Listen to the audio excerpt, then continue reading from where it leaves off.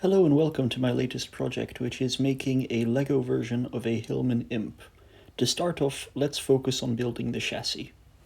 I think I should start with the rear suspension because it's a trailing arm system, which is something that I don't have much experience with. So just to start, I've created a very crude little model here of a trailing arm system. You can see we've got this kind of suspension motion. These two are independent and they just follow behind the rest of the car, in this case for the rear wheels. That's why it's called a trailing arm. Now, one of the disadvantages of this system, if I look at it like this, is that it works nicely when we're going in a straight line, but as soon as we start to turn and the car starts to tilt, you'll see that both of the wheels stay parallel to the car, and that means that our contact patch is greatly reduced. So what Hillman did is they created something known as a semi-trailing arm suspension, which I've demonstrated here. Instead of the trailing arms being attached and moving like this, with the axis of rotation being along here, the axis of rotation is slightly tilted on both sides. So we get a motion like this. So it's effectively the same principle, except now, if we look at the back of the car, we start to lean into a turn, and the wheels stay more or less upright rather than parallel to the side of the car. And this is better for the contact patch. So this is a type of suspension that I've never experimented with before. Unfortunately, this semi-trailing arm suspension is a bit large and a bit bulky. I would like to use it with smaller wheels and bring it more or less in line with the other rear suspension that I've been working on recently, this independent driven rear suspension, quite compact. And I don't think I will be able to make a proper semi-trailing arm at this scale. I think I might have to compromise to just do a regular trailing arm. And this is what I've come up with. As you can see, it is the exact same width as my other suspension system. It uses the same principle where we've wedged the differential inside here, but instead of the axles going through any kind of lift arm, they're attached directly to these universal joints which go into CV joints, so this is really as narrow as possible. And I mean, the biggest challenge with this was just to get the trailing arms themselves to be stiff enough to handle the spring force, because there's a couple of extra torsions and things going on. So if you don't position the springs in the right way, if you don't make everything stiff enough, you'll just end up bending the pieces rather than the springs. But this works very well, as you can see.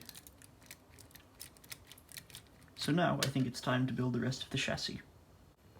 So this is what I have at the moment. We've added some relatively simple double wishbone front suspension with steering.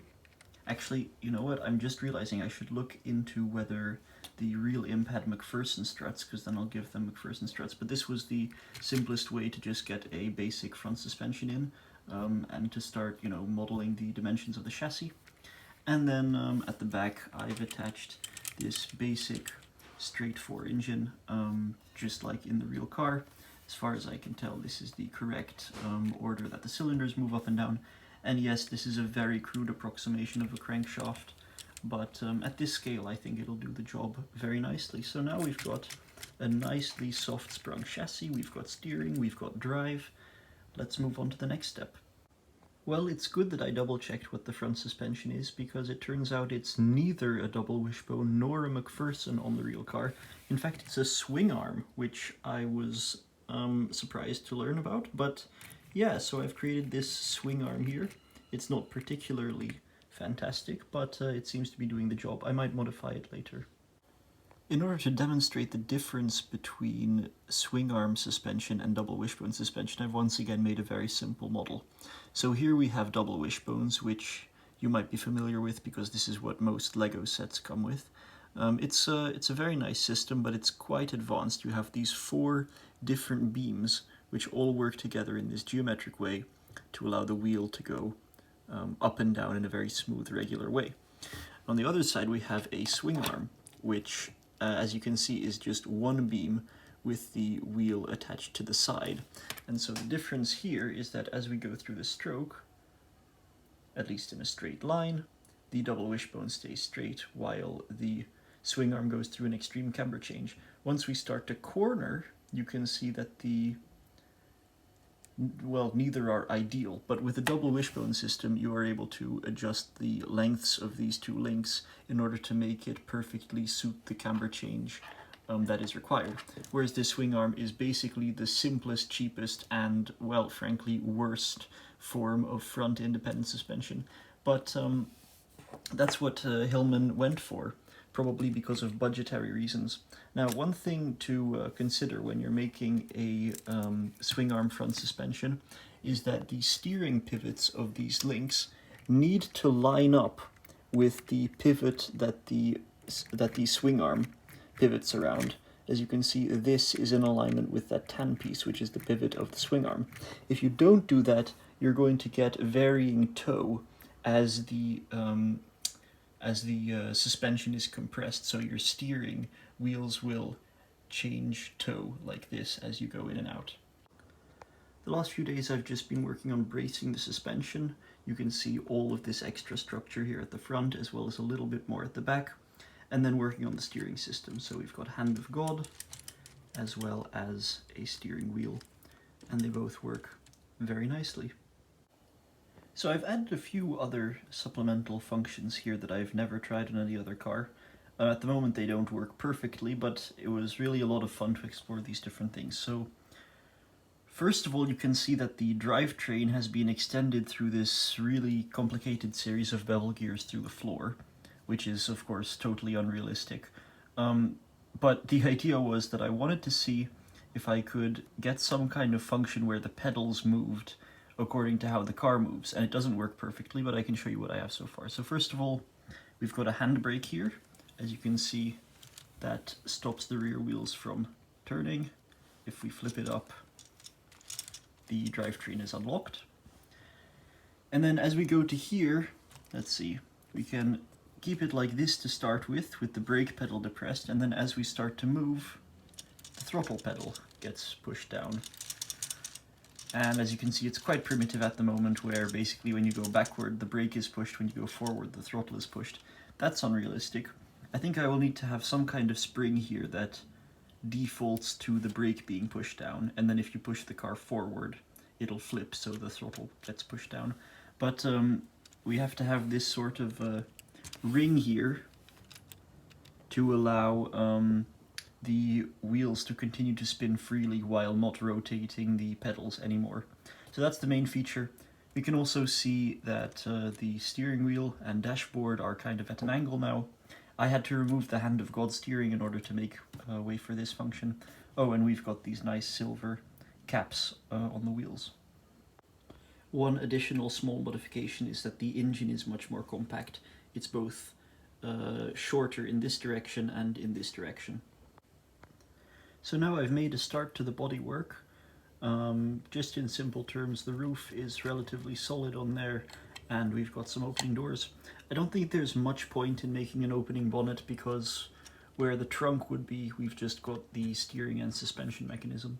And I think from the side, although this is a fairly generic shape, and so I'm slightly worried that it won't be recognizable as an imp once I'm finished, I think it looks fine from the side.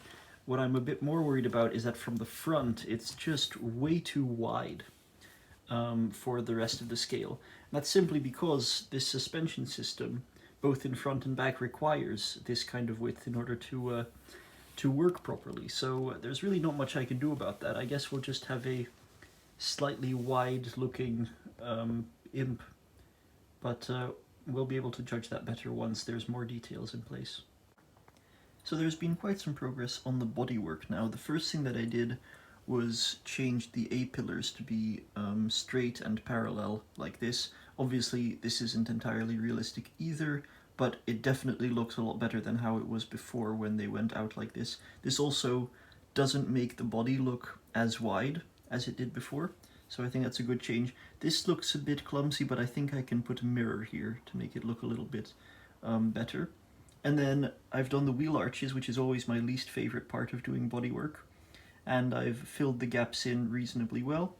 Around the back here we have the famous opening rear window of the Hillman, and we've also got a folding bench seat in the back here, which was a new feature for the time, and yeah, there still needs to be some more work done on the interior, and of course the front and rear details need to be put in.